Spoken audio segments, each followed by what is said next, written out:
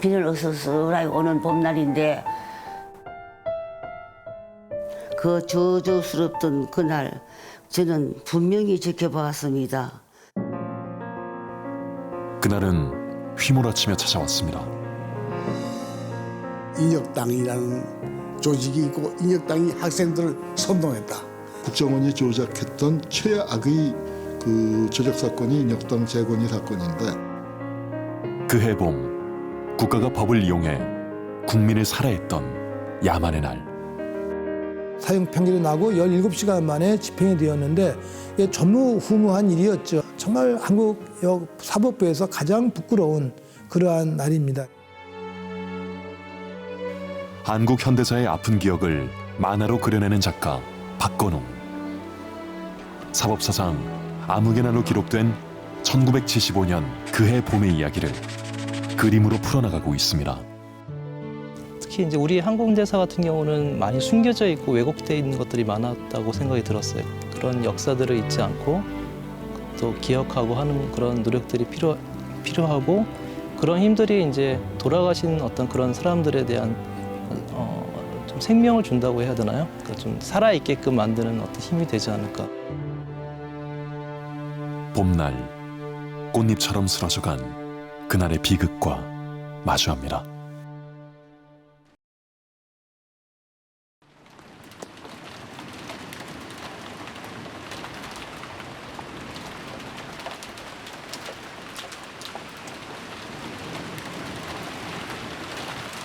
그때도 울었어. 지금 생각하니까 비 온다 그래. 비 오는 날이어서.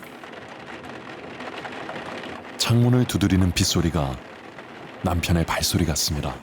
사람들은 이유도 모르겠지. 내가 왜 우는지도 모르고 둘이 비 오는 날 데이트를 참 자주 했거든. 같이.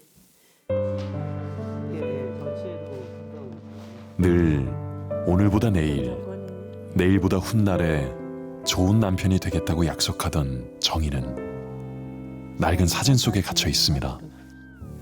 이렇게 단란한 가정을 결혼 12주년인가 보다. 여느 날과 다를 게 없었던 그해 봄날. 막내 아들에게 다정히 인사를 하고 출근길에 나선 남편은 다시는 돌아오지 못했습니다. 인혁당은 대한민국을 폭력으로 전복하고 북한군의 지령에 따라 조직되고 활동한 반국가단체라고 밝혔습니다. 뉴스에서 본 남편은 간첩 조직의 지도책이라고 했습니다. 박건웅 작가는 고통스러웠던 그 봄날의 이야기에 마주서려고 합니다. 그 힘들더라고. 뭐 예. 저 세 바퀴. 그때 염색하셔가지고 네, 머리 그때는 그때 흑발이셨는데 예. 이 돌이 생겼다고 그래가지고. 그동안 여러 번 이곳을 찾아왔습니다. 뭘 증거가 뭔지 알아? 라디오 하나 가져갔어요. 라디오. 라디오 하나. 정보부 놈들한테 끌려가서 남 빨갱이 도장 찍으라고 그러고 했다고 그러고 찍으라 강요해서 못해서 찍은 사람들도 있어요. 각본에 맞춰서 이제 인정하라는 거예요. 남편의 누명을 벗기기 위해 평범한 주부였던 아내는 온갖 곳을 돌아다니며 구명운동을 펼쳤습니다. 그러다 중앙정보부에 끌려가 고초를 치르기도 했습니다. 가망이라도 있다고. 억울하고 억울했던 시간. 역당 사건을. 여보, 그동안 얼마나 고생이 많으십니까? 그 어느 때와도 변함없이 진심으로 당신을 사랑합니다. 당신을 사랑하는 것이 저의 삶의 전부입니다. 다시 만날 때까지 안녕히. 남편과의 면회는 허락되지 않았습니다. 답답하고 그리워서 편지를 신문 광고에 실기도 했습니다. 보고 싶죠. 한 번만 딱 봤어. 어느 날은 서대문 형무소 뒷산으로 올라가 수감 번호를 외치며 아버지를, 남편을 불렀습니다. 그리움의 마음을 전하기 위해 목이 쉬도록 소리를 질렀습니다. 왜 이런 일들이 왜 그동안 숨겨져 있었을까? 왜 많은 사람들이 알지 못했을까라는 생각을 많이 갖게 됐고, 아픔 같은 거는 서로 이렇게 나누면 사실 옅어진다고 이야기를 하잖아요. 제가 만화 작업을 하는 데 있어서 가장 중요한 것은 사람들에게 좀 기억해 주길 바라는 마음으로 제가 그리는 것 같아요. 남편은 재판에서 고문 사실을 폭로하며 혐의가 조작됐음을 주장했지만 군사재판은 사형을 선고했습니다. 재판장에서 뒤돌아 바라보던 남편과의 눈맞춤, 영원 같던 찰나의 시간이었습니다. 어떻게든지 모든 국민들한테 호소해서 내 남편 살려야 되겠다. 죽으리라 생각은 못했지. 4월 8일 날 재판 날 때는 얼굴 한 번 보려고 갔지만 법정은 아무도 없고 판사들만 10명이 쭉 들어오더라고, 빈 법정에. 남편의 얼굴조차 볼 수 없었던 대법정. 기각, 확정, 사형 확정 이거 하고 10분도 안 돼서 그 8명을 재판하는데 뭐 이름만 부르고 형만 확정하는데 1975년 4월 8일 대법원에서는 믿을 수 없는 선고가 내려졌습니다. 사형수 8명의 전원 사형 판결. 가족들의 하늘은 그대로 무너졌습니다. 꿈에 차가 지나가는데 맨 차 뒷칸에 우리 신랑이 딱 힘이 안 나는데 그냥 싹 지나가 버렸어. 새벽에 꿈이. 아침에 면회하러 가서 용기라도 내라고 재심한다 하기로 하고 뭐 불고기 몇 번이라도 좀 사여줘 줘야 되겠다 싶어가지고 갔더니 그날 형무소 뭐 교도사 사정에 의하여 오늘은 뭐 근무를 안 한다 하는 거예요. 사형 선고 다음 날 유난히 조용했던 서대문 형무소. 18시간 만에 8명 전원이 사형 집행됐습니다. 이들에게는 재심 청구의 기회조차 없었습니다. 판결 나자마자 18시간이니까 24시간 전에 죽여버렸다고. 그래서 사법살인이라는 말을 한 거지. 법에 의한, 법의 이름으로 사람을 죽인 거라고. 사형 집행한 날을 사법사상 암흑의 날이라고 그 세계 법률가 대회에서 정했다는 거 아닙니까? 사형 제도를 갖다가 정권 유지에 사용했던 사건의 아주 센트럴 케이스, 이게 세계적인 케이스란 말이죠. 사법 살인이 벌어졌던 야만의 그날 목격자가 있었습니다. 저에게 비밀스러운 임무를 줬습니다. 인혁당 당장 교수형 집행을 하겠으니 박 군목께서 거기 가서 마지막 종교의식, 기도를 해줘야 됩니다. 동도 트지 않은 이른 새벽이었습니다. 한 사람의 사형이 집행된 데는 30분도 채 걸리지 않았습니다. 백리열등 앞에서 그들의 그 마지막의 그 표정, 상당히 아주 허무하고, 내가 무슨 죄를 졌는데 유언이 뭐냐고 사회자가 물어보니까 아니 난 물 좀 한 모금 먹고 싶다고. 얼마나 목이 타겠어요. 또 어떤 대상자는 아들을 좀 보고 싶으니까 아들 좀 데려다 달라. 어느 사형수의 마지막 소원은 결국 받아들여지지 않았습니다.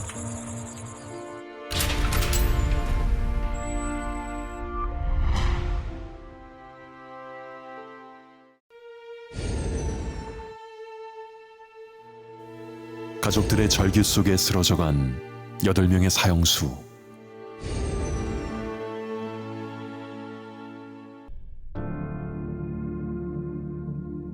(1972년) 박정희 정권이 비상계엄을 선포하고 유신 헌법 제정을 선언하자 국민들의 반발과 저항이 거세졌습니다. 유신 체제에 대한 저항, 그 선두엔 학생운동이 있었습니다. 특히 경북대학교는 당시 대구 경북 지역 학생운동의 구심점이었습니다. 69년 6월 25일 날 총학생회 주최 삼성 개헌 반대. 요 그때 학생들이 이 빽빽하게 둘러섰으니까 이 큰데 둘러섰으니까 뭐 적어도 한 400~500명 됐어요. 73년 11월 경북대 유신 반대 투쟁에 2천여 명이 참가했습니다. 73년 11월 4일 날 그 학생 시위가 경북대학이 성공적으로 이루어지고 그걸 이제 그것이 하나의 계기가 돼 가지고 11월 말 12월 초에 전국적인 학생 시위를 경북대학이 불질렀다고 해도 과언이 아닙니다. 점점 더 거세지는 학생운동에 긴장한 박정희 정권은 대학생 180여 명을 구속 기소합니다. 전국 민주청년 학생총연맹, 이른바 민청학년 사건입니다. 그리고 이 사건의 배우로 인혁당 재건이를 지목했습니다. 학생들이 이제 민주주의를 위해서 시위하는 거를 이제 탄압하기는 좀 뭐하니까 그 배후에는 이제 북한이 있고 북한의 사주를 받고 지령을 받은 그 인혁당 재건위 소속 사람들이 그걸 갖다가 이제 뒤에서 배후 조종했다. 민청학년과 인혁당 재건이의 연결고리로 지목된 고 여정남.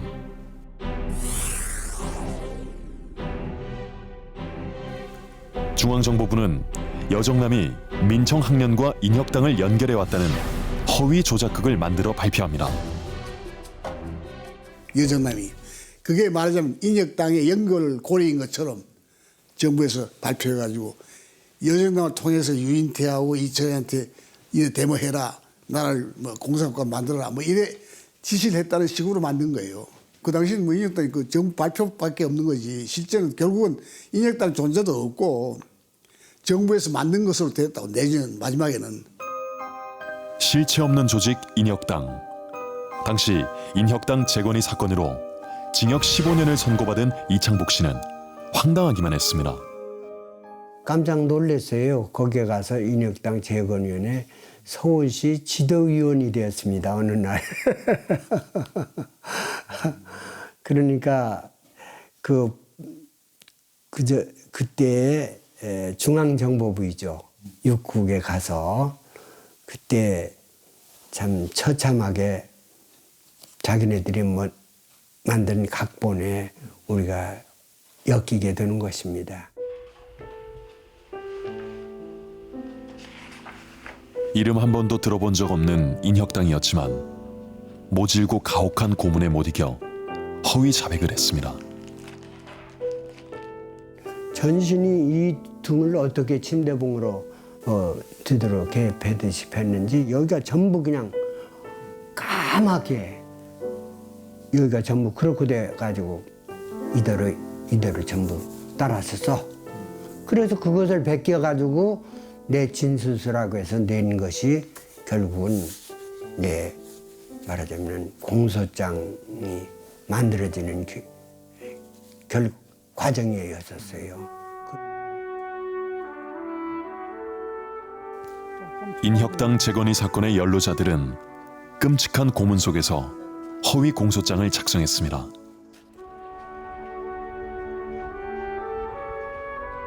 반백년 가까운 세월이 지났지만 잊혀지지 않는 기억. 이현서 씨는 고 여정남 씨를 대면했던 충격적인 그 장면을 잊을 수가 없습니다. 증인으로 나오신 하재한 스님하고 여정남 선배의 모습이 사람이 제정신이 아니에요. 나도 거의 못 알아보는 것 같았어요. 뒤돌아서면서 내 혼자 눈물을 흘리면서 한마디도 물어보질 못했습니다. 여정남의 상고 이유서에 의하면 그가 당한 수모는 불법과 야만의 축소판이었습니다.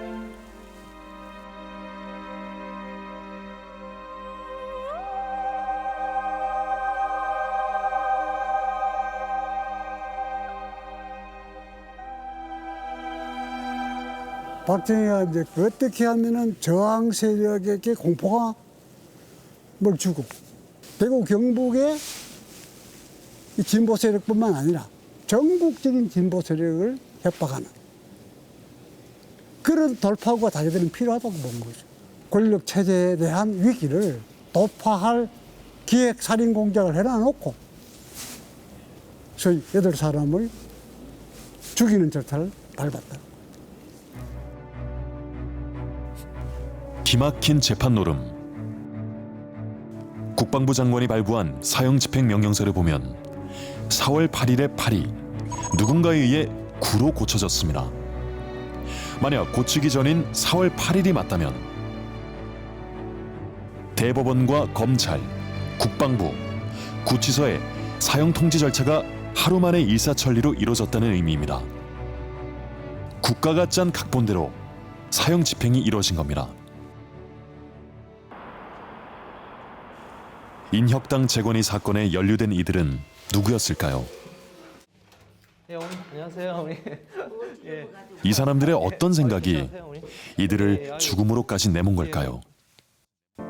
고 하재환 씨, 그는 인혁당 재건이 사건으로 사형을 당했습니다. 그래가 신주 속에서 나왔어요. 아 이 글이요? 예, 나올 때 옷 속에서 나왔어요. 옷 속에서 나왔던 글씨. 예, 그래서 그거를 각국 순회들이 임의대로 그은 38선만 없었더라면 오늘 같은 비극은 일어나지 않았을 거라는 남편의 메모. 그의 소망은 단 하나, 남북 통일이었습니다. 오로지 남북 통일만이 우리 민족이 살 길이다. 예. 그 소리를 항상 말하고 다녔던 사람이거든요. 예. 그걸 또 법정에서도 굽히지 않고 그렇게 하셨죠. 이야기했기 때문에 이제 영공분자로 몰린 셈이지. 결국은 분단 때문에 그 간첩이다 이런 식으로 해서 조작을 했던. 그거 아니면 자기들 할 스로건이 없잖아요. 통일을 염원했던 남편은 사형수가 되었고 그날 이후로 많은 것이 바뀌었습니다.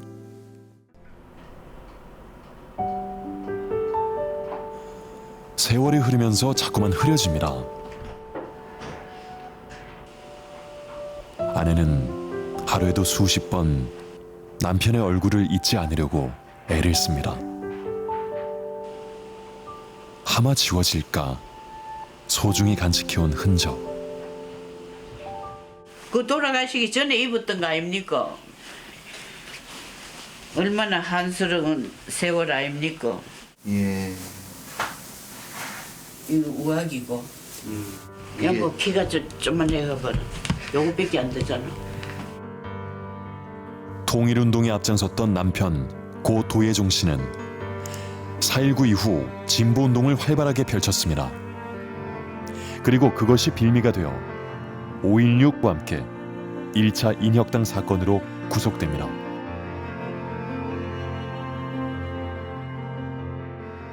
우리 민족은 우리 민족끼리 하나가 돼야 한다. 그 정신 불어여줬다 하는 것 뿐이지.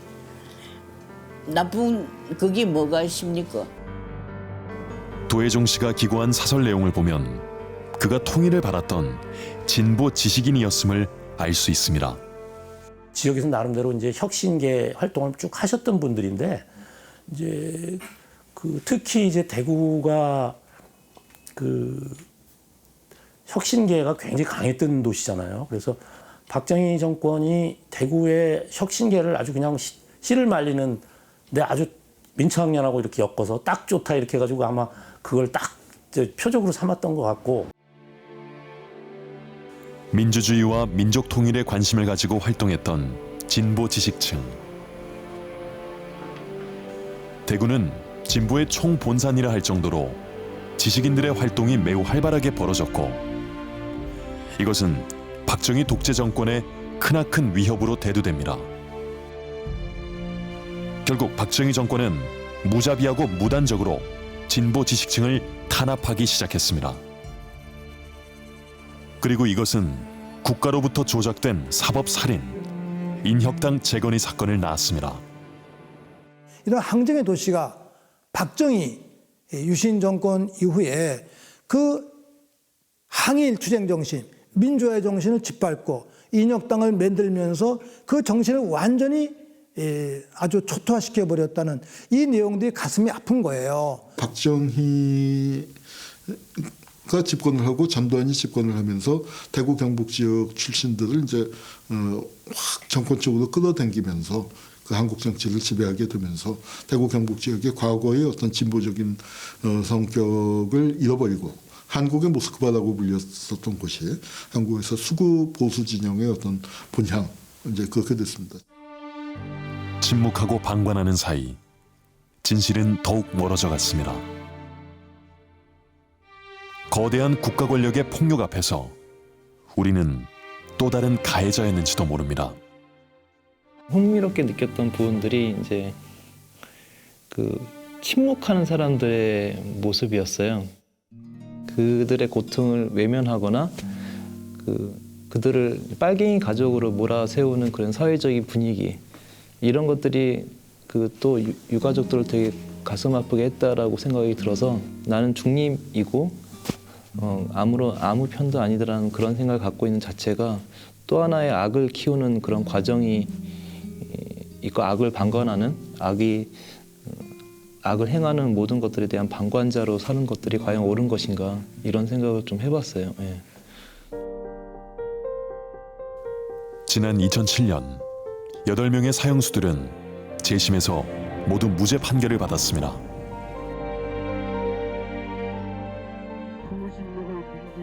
사법살인이 일어난 지 32년이 지나고 나서야 겨우 회복된 명예. 너무 멍청해. 너무 멍청해 죽겠다. 너무 그래. 재판 끝나고 세상에 무죄하는데 얼마나 슬퍼. 이럴 사람을 죽였으니. 맞아요. 근데 내가 막 우니까 어떤 기자가 오더니 왜 울어요? 이제 무죄돼서 좋은데 왜 우냐니까 이런. 그래서 내가 무죄되면 사람이 죽은 사람이 살아나오느냐고 그러고 얘.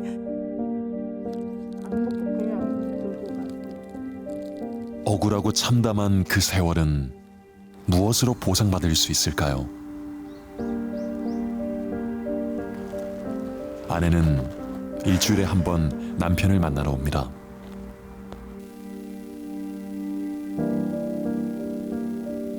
하나님이 한 번만 하면 안 들어줄 것 같아서 3번씩 박정희 살인마 천벌 받아라.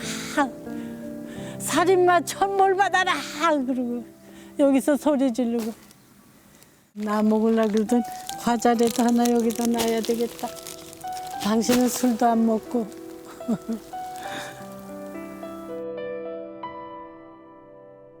그냥 그래도 한 번 딱 보고 싶어요. 어떻게 견뎠나 물어보고 싶고 얼굴 한번 보고 싶고. 다시는 못 보잖아요. 세월이 빨리 가기를, 내 슬픔을 안고 빨리 가기를. 그래서 다시 만나는 그날이 어서 오길 아내는 기다립니다.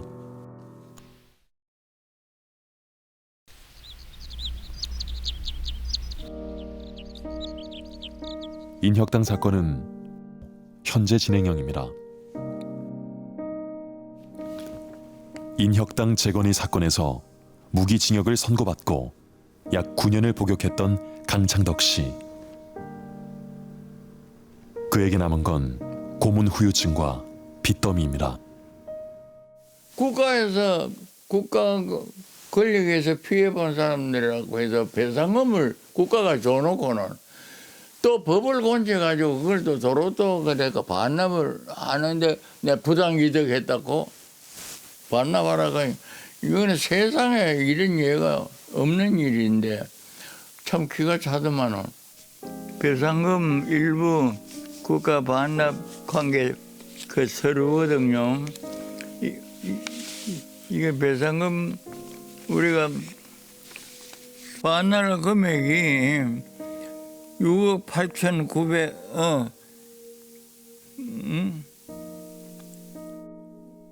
무죄를 선고받고 국가로부터 배상을 받았지만 2년 후 그 금액이 많다며 반환을 하라고 합니다. 그래서 내가 있는 재산이라고는 침대 한 개 하고 에어컨 한 개 하고 받았던 배상금은 빚을 갚고 재단을 만드는 데 썼습니다. 보증금 300만 원짜리 집, 이마저도 압류될 처지에 놓였습니다. 국민을 지켜준다는 국가가 그에겐 어떤 의미였을까요?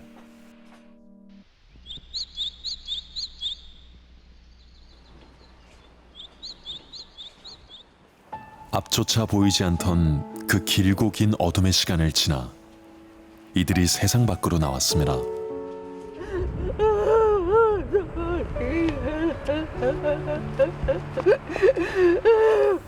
불러도 대답 없는 동지들의 이름을 다시 불러봅니다. 서도원 동지요, 김영원 동지요, 이수경 동지요. 문 여는 소리가 들리니까 그 수감인들이 전부 다 장사를 잡고 대성 통곡을 했다 그래요. 짐작을 했으니까. 그때 아버님 하시고 나간 말씀이 아버지가 남긴 마지막 말. 다들 통일된 조국에서 행복하게 사세요 이러고 나갔다는.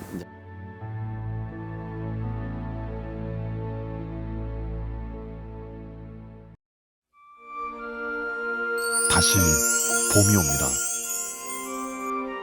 고치지 못한 역사도 다시 돌아옵니다. 그래서 우리는 부끄러운 기억과 마주해야 합니다.